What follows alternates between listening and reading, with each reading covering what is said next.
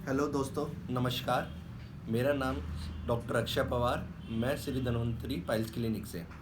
दोस्तों, मेरे YouTube channel पर आपका स्वागत है।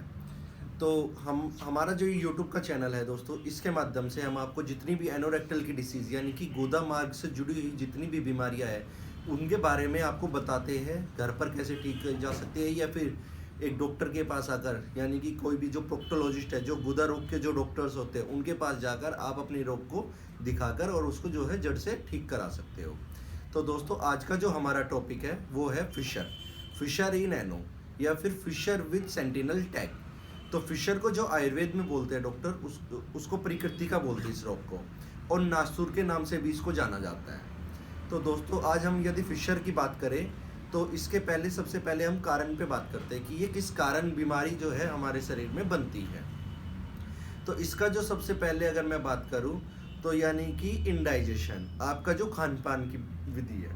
यदि आपका खान पान सही तरीके से नहीं हो रहा है, खाना जो है ज़्यादा स्पाइसी फूड ले रहे हो, खाने की जो टाइमिंग है वो टाइमिंग शेड्यूल जो है प्रॉपर टाइमिंग नहीं है, सुबह का खाना जो है नाश्ता आप 10 बजे कर रहे हो, दोपहर का खाना जो है आप 4 बजे खा रहे हो, तो जो उसमें टाइम पीरियड है उसके कारण जो है इंडाइजेशन होता है, जिससे कि आप खाना जो है आपका पच नहीं पाता है। दूसरा अगर मैं पॉइंट करूँ, ज़्यादा देर का सिटिंग, यानी कि आपका कोई वर्क या फिर आपका जो जॉब या जहाँ पर भी आप काम करते हो उसके वहाँ पर जो है आपकी सिटिंग ज़्यादा है।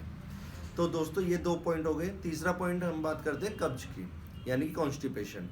यानी आपको बहुत पुराने लंबे समय से कब्ज है, कब चलता आ रहा है, आपको जो है कब सुबह जब भी आप फ्रेश होने जाते हो एक बारी में फ्रेश नहीं हो पा रहे हो, बार बार जो है आपको सोच में जाना पड़ रहा है, बार बार आपको जो है फ्रेश नहीं हो पा रहा है। तीसरा पॉइंट है हमारा कॉन्स्टिपेशन। चौथा पॉइंट अगर मैं बात करूँ तो स्पाइसी फूड्स, बहुत ज़्यादा आप स्पाइसी फूड्स इनटेक करते हो, बहुत ज़्यादा मतलब जो है मिर्च मसाला वाला खाना खाते हो, या फिर नॉनवेज बहुत रेगुलरली नॉनवेज लेते हो, बहुत ज़्यादा मात्रा में लेते हो, जिसके कारण क्या होता है, हमारा जो खाया हुआ खाना होता है वह पचने में टाइम लगता है। तो अगर वो अपने सही टाइम से नहीं पचेगा तो वो क्या होगा, इंडाइजेशन होगा, और उसी के कारण हमको कॉन्स्टिपेशन बनता है। ठीक है, अब अगर मैं इनकी बात करूँ, ये तो हो गई हमारे लक्षण। अब हम बात करते हैं इसके लक्षणों की।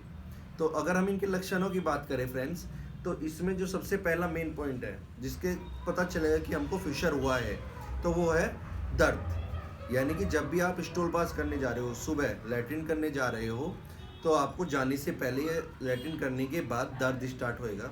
यानी कि गुदा रोग पे, यहाँ पे भी जो गुदा मार्ग है, गुदा जिसे हम मल द्वार भी बोलते हैं, जहाँ से हम मल त्याग करते हैं, वहाँ पे आपको एक हल्का हल्का दर्द स्टार्ट हो जाता है, शुरू हो जाता है, जो कि धीरे धीरे धीरे धीरे बढ़ भी जाता है और धीरे धीरे तुरंत ख़त्म भी हो जाता है।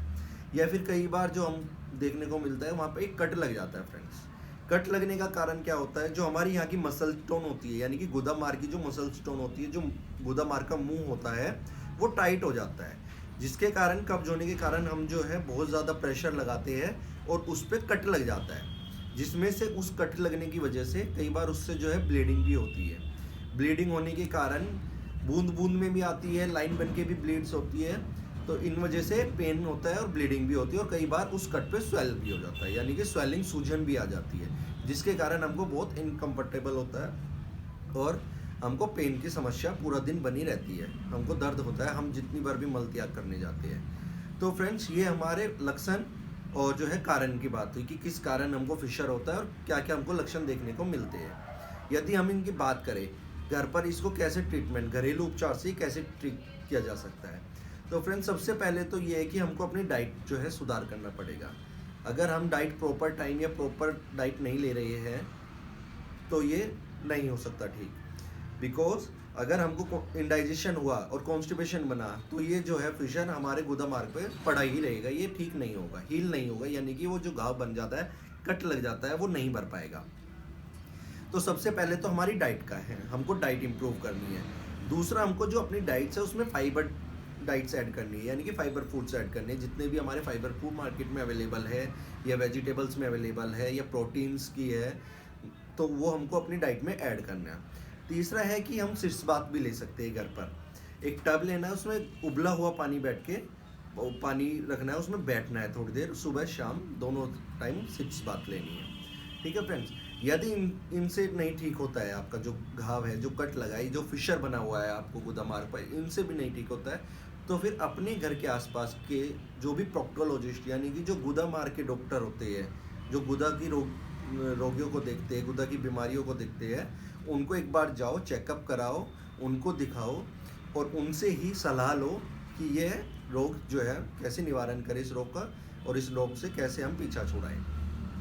तो डॉक्टर जो फ्रेंड्स, इसमें जो सबसे महत्वपूर्ण मैं अगर आपको बात बताना चाहूँ इस बीमारी में, तो यह बीमारी साठ सूट द्वारा बिल्कुल जड़ से ठीक की जा सकती है। हम जो करते हैं, यदि आपको हल्का सा कट है तो वो मेडिसिन द्वारा, आयुर्वेद मेडिसिन द्वारा ही ठीक हो जाएगा। यदि बहुत लंबा कट, घाव पड़ा हुआ है और बहुत ही ज़्यादा पेन है और जो है मेडिसिन से ठीक नहीं हो रहा है, तो वह साठ सूट द्वारा ठीक किया जा सकता है।